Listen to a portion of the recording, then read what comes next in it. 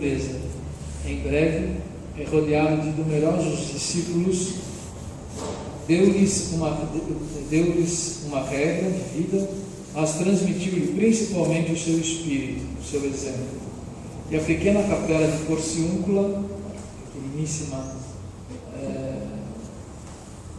perto de uma abadia beneditina de Monte Subácio, na Itália, ou de Nossa Senhora dos Anjos, tornou-se o berço de uma grande ordem religiosa. Depois, com Santa Clara, fundou a Ordem das Damas Pobres, réplica feminina dos frades menores do convento de São Damião.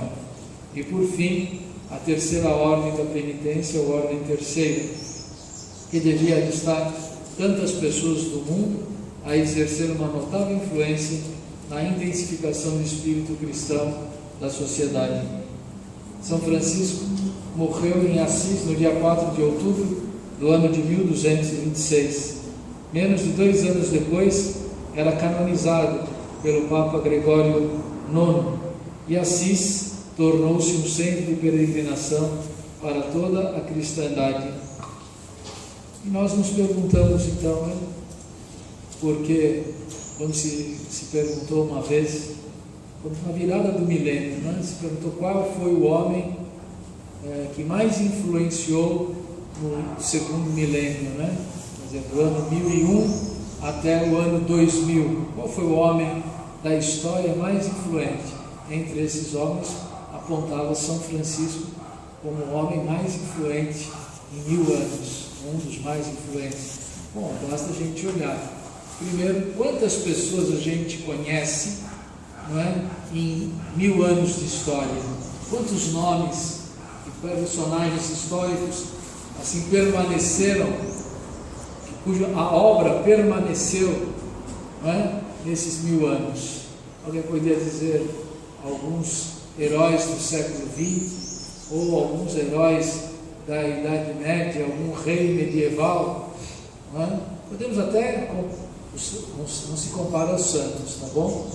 Nós vamos pegar a obra de São Luís, que também colocamos, agradecendo a ele as graças, mas São Luís, rei da França, que foi um rei medieval, a influência dele foi maior do que a influência de São Francisco de Assis, com certeza. O seu reinado terminou. Foi um homem santo, está no céu, e no céu não há brigas entre santos, Então, tudo bem, mas a obra de São Francisco permanece viva até hoje. Depois, ainda hoje, nesse exato momento, a ordem franciscana possui em torno de 16, pelo menos uns 16 mil membros espalhados pelo mundo inteiro. É muita gente. Está entre as 3 maiores ordens religiosas da Igreja Católica. A primeira ainda são os jesuítas, a segunda seriam os franciscanos, quase já alcançados pelos salesianos. São as 3 maiores em número, de religiosos. Mas imagine em 800 anos, quantos milhares de homens entraram para a ordem de São Francisco. Quantos deles se espalharam pelo mundo inteiro? E depois as subdivisões que ocorreram na ordem, sem querer entrar agora na discussão histórica, mas que também levou, espalhou o Brasil. Tira os franciscanos do Brasil e veja o que sobra. No começo da evangelização, os primeiros que chegaram aqui foram franciscanos, através da ordem dos capuchinhos, franciscanos. Depois vão chegar, 50 anos depois, vão chegar os jesuítas. Mas eles desbravaram e andaram pelo mundo inteiro como missionários. E isto tem muito a ver com a pessoa dele. Por que ele continua encantando? Porque, na verdade, a vida dele serve muito bem de exemplo para a nossa própria vida. Primeiro, ele era um bom vivant, e graças a seus pais. E afinal de contas, qual o pai que não quer dar uma boa vida a algum filho? Então ele se aproveitou desses mimos da sua casa para levar uma vida de garotão, né, tranquilo, né, podendo curtir a vida.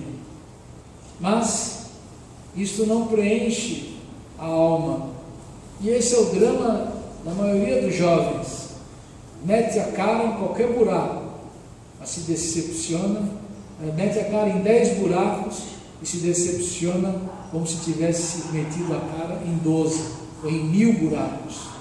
Quanto mais buscam na farra, na bagunça, no uso desordenado das coisas que Deus deixou para que o homem as usasse bem, para o bem, então usa mal, destrói muitas vezes a sua saúde, nunca se conforma com o que tem nem com o que faz, e assim vai arrastando a sua existência e acaba muitas vezes, não é?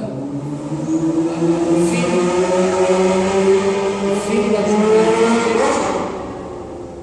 termina só em é isso o prazer da vida? Comprar uma moto, fazer um barulhão desse? Parece divertido, não é? Parece emocionante. Talvez a pessoa, nós nem sabemos, estamos falando mal dele, que Deus o proteja para não parar no poste, não é? Mas é esse o sentido da vida, fazer um pouco de barulho, chamar a atenção, é só cabelo ao vento, não é? Será que este é o sentido da vida? Muitos de nós, os que já não são mais jovens, sabem que isso é verdade. Nós passamos por esta época, e muitos jovens que aqui estão ainda sentem um arrepio quando essa moto roncou aí na cara. Vontade de... Valeria a pena fazer todo esse barulho se fosse para a maior glória de Deus, porque daí esse barulho não ficaria à toa, como não ficou à toa a vida de São Francisco. E ele talvez fosse exatamente esse jovem que passou aqui agora há pouco de moto, não é? Tinha tudo e era vazio.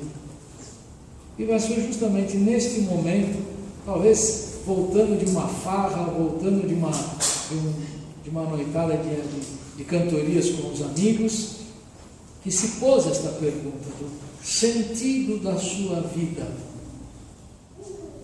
E aí ele caiu nas mãos desta passagem do Evangelho. Não vai ser em cima de um cavalo de aço, roncando, né, sem finalidade nenhuma, que a vida vai ter sentido. E aí ele começa esse grande processo de despojamento. Mas não resta dúvida de que aquele rapaz que passou, aquela pessoa que passou aqui, não sabemos o que é, né, é claro que ele está procurando a felicidade. E nós não podemos privar o homem da felicidade. Mas justamente a grande descoberta de São Francisco é que a felicidade está em servir, está em dar, muito mais do que receber, está em perdoar, muito mais do que ser perdoado, de compreender, muito mais do que ser compreendido pelos outros, dando a si mesmo e recebendo, não recebendo tanto quanto poderia ou gostaria de receber em troca. Atenção! E aí ele vai descobrir que nessa aparente contradição com o mundo, em que ele se despoja de tudo, ele encontra o que quase ninguém encontrou: alegria. Porque justamente as pessoas buscam a alegria na satisfação carnal, na satisfação dos bens materiais, na satisfação de almejar o poder, de ser famoso, de ser conhecido. E todas essas coisas, não é, terminam em frustração. Amanhã vai ser lá pelas 9 da noite, mais ou menos, vai ser a hora da frustração, não é? Na verdade, a imensa maioria das pessoas vão ficar insatisfeitas. Peguemos pelos candidatos, a presidência da República, talvez sejam uns 8 candidatos, só 2 no máximo, vão dar uma risadinha amarela, assim, porque agora teria um segundo turno se alguém não ganhar o primeiro. Mas o resto vai decepcionar-se, vai dormir com a cabeça inchada, vai pensar nos milhares de quilômetros que andou, vai pensar em todo o abraço que precisou dar por aí, não é? Abraçando todo mundo, não é? Comendo todo tipo de coxinha, não é? Tudo que serviu, estava com o estômago apodrecido já, porque às vezes comeu até que não dava conta. Aí essa campanha, não é? E depois o vizinho, não é? Vai dar aquela risadinha, nossa, tá bom, como é que passou aí? Pois é, não deu, né? Pois é, não deu. Aí no dia seguinte já começa a vir as contas, né? Olha, você perdeu, mas precisa acertar. É gasolina, Imagine então a quantidade de deputados, candidatos a deputados estaduais. Também centenas, né? O número é muito, muito, muito maior, não é? Gente que vai estar desanimada, gente que vai estar desiludida, gente que vai estar revoltada, não é? Gente que vai se sentir traída. Quem busca a fama, a glória e o poder deste mundo tem que saber de antemão, se ele não vier acompanhado da vontade de servir a Deus, vai dar decepção, não é? Vai ter decepção. Mas São Francisco buscou justamente o contrário. Enquanto os grandes do seu tempo buscaram a honra, ele buscou a humildade, o desaparecimento. Enquanto todo mundo buscava a glória de ser aclamado, ele acabou buscando um caminho de humilhação, despojando-se dos bens materiais, sendo até humilhado em praça pública, nem o seu pai foi capaz de compreender, não é? A decisão que ele tomou. Em vez de ele satisfazer os desejos, os anseios do seu corpo, ele botou o corpo na penitência, ele regrou o corpo, ele abriu mão da fortuna do seu pai e, no entanto, tornou-se o homem mais influente dos últimos 1000 anos, ou um dos homens mais influentes. Procurem um nome famoso que por 800 anos continua influenciando, não é? Quantas crianças que se chamam Francisco, quantas cidades, rios, avenidas, ruas, não é? Provavelmente a gente não vai encontrar uma rua, um estado no Brasil que não tenha uma cidade, uma igreja, uma rua, uma estátua em honra de São Francisco de Assis. E, no entanto, durante o seu tempo da vida, ele viveu esta contradição aos olhos dos homens, mas não aos olhos de Deus. Aos olhos de Deus, não é? Ele foi conhecido, foi amado e tornou-se esse grande intercessor que foi capaz de atrair esse número enorme de pessoas para o caminho de Deus, para o caminho do céu. E aí conseguiu contemplar não apenas ele, mas ele percebeu que o seu próprio estilo de vida não era só para ele, era possível também isso para as mulheres. E assim funda a ordem carmelita, que tem diferença, né? As carmelitas não têm uma vida externa como tem os frades franciscanos, as clarissas, elas vivem sempre na vida de clausura, né? Mas a ordem terceira, né, para o pai, a mãe, para o marido, para a mulher, um caminho também de santidade. Vamos suplicar a intercessão de São Francisco para que a gente possa ter esse desejo radical de buscar a Deus. Mas não é simplesmente levando uma vida de católico que, vamos dizer assim, que cumpre a sua missão, cumprir minha obrigação. Hoje deu meio-dia, fui à missa, cumpri o preceito de domingo, pronto, já acabou meu dever. E isso é formalismo. É importante cumprir estas coisas por amor. E quando se faz, aí então todas essas normas, essas regras, se coloca acima de tudo o amor, então elas produzem em nós a alegria. Do contrário, estaria faltando um elemento muito precioso na vida católica. Na vida católica, se não houver uma alegria interior, uma alegria profunda, não tem sentido. O céu não pode ser tristeza.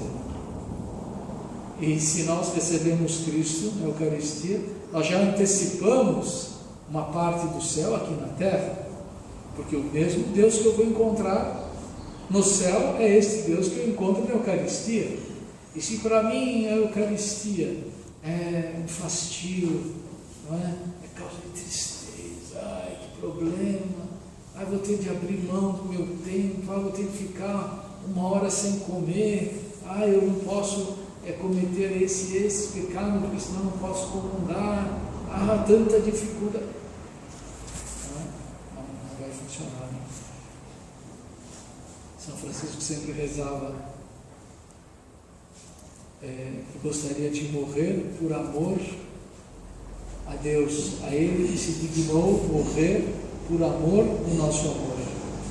O nosso amor deve nos fazer, o nosso amor a Deus deve nos fazer morrer todo este amor desordenado pelas coisas desta terra. E morrendo, literalmente, claro, se a gente se apega, cada um num grau diferente, é claro, mas se a gente se apega aos bens desta terra, quando tivermos de partir, a gente vai sentir falta dessas coisas, e aí a tentação de querer, não é, apegar-se a estas coisas vai desviar o nosso desejo de estar com Deus. São Francisco nos ensina este caminho de simplicidade, independente da nossa condição de vida, padre, freira, leigo, casado, solteiro. Que a gente deve ser desapegado independente da nossa condição social, rico, pobre, classe média, independente da nossa condição intelectual. A simplicidade significa escolher uma coisa só entre muitas possíveis. E esta uma coisa só é Deus. O padre deve escolher Deus, a religiosa deve escolher Deus, o marido deve escolher Deus, a esposa deve escolher Deus, o jovem que está namorando tem que escolher Deus. Aí sim, escolhi Deus, e por amor de Deus vou me casar, por amor de Deus vou me tornar uma religiosa, por amor de Deus vou me tornar um sacerdote, por amor a Deus não vou seguir nenhum desses caminhos, vou seguir uma vida de consagrado, né, celibatário. Cada um vai encontrar um caminho. Todos os caminhos podem levar a Deus quando Ele for, não é, o objetivo final da nossa vida. A vocação é o lugar que Deus nos chama, Deus nos coloca. Ele escolheu por conta dele, não é, quem iria ser o meu pai, quem iria ser a minha mãe. Você não pude dar nenhuma sugestão. Mas quanto à minha vocação e quanto à nossa vocação, Ele dá a sugestão. Mas Ele deixa cada um de nós refletir sobre isso. Em qualquer destas vocações, que são inumeráveis, porque Deus também dotou cada pessoa de qualidades específicas para realizar uma coisa. Aquilo que uma pessoa faz muito bem em um determinado lugar, em outro lugar não vai dar certo. Então, a gente também não tem que se preocupar, não é?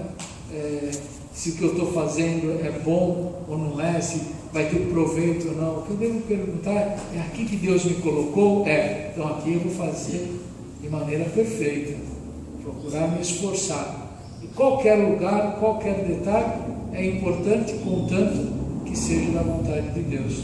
Ele descobriu isso por meio de uma leitura da Sagrada Escritura. A leitura da Sagrada Escritura pode também nos ajudar muito a ouvir a voz de Deus. Afinal, é a própria palavra de Deus. A leitura diária, a meditação, né? Ter algumas passagens da Sagrada Escritura em mente tudo isso pode nos ajudar muito a perguntar, a descobrir e a cumprir a vontade de Deus em nossas vidas. Em nome do Pai,